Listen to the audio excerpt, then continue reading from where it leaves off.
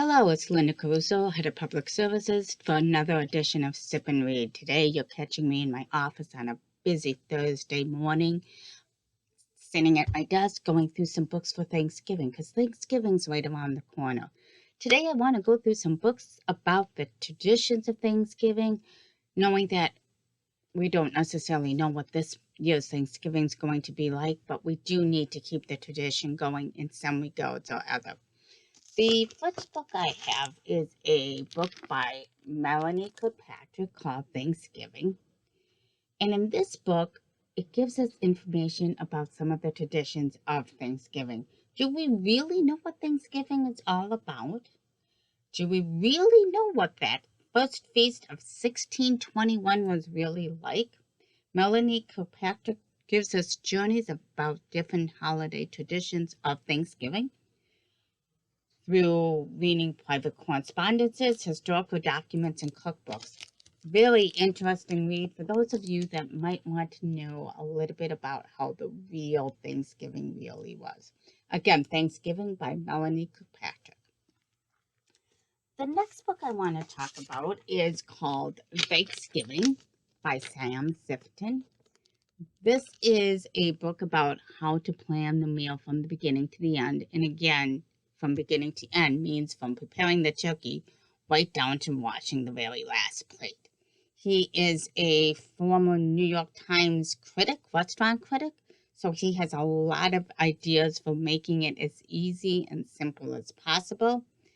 And again, from preparing it to serving it in style. Let me just look inside and see what fun things we can find. How to get started. Making the turkey. Making the side dishes. Gravy. Oh, that's a difficult one. If you make it from scratch, how do you do it so it's not lumping? Desserts. The most important thing from my point of view. And cleanup and leftovers. What to do with them. Again, Thanksgiving by Sam Sefton.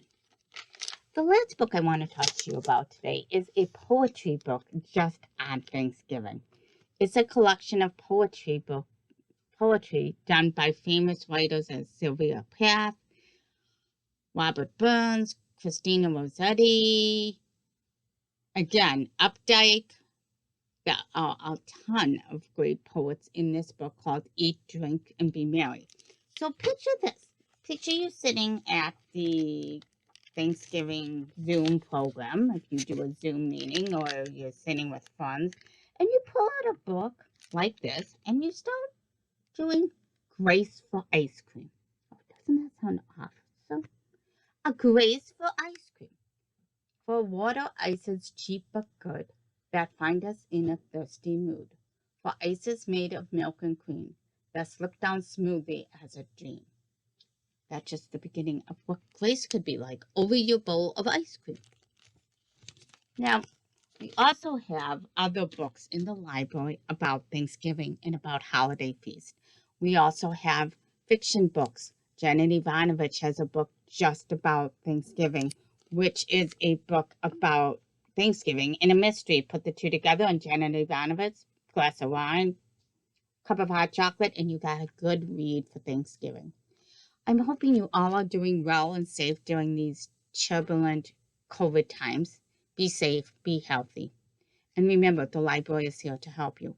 Whether you come to the library for a drop-off and pickup, or if you come into the library to look at books, use the computers, know that we are doing whatever we can to provide a safe environment for everybody, whether it's, again, it's drop-off pickup or visiting the library. No, we also are still doing programming via Zoom and other resources virtually.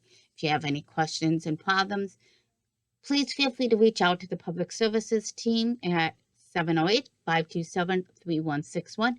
In the meantime, be safe, be healthy.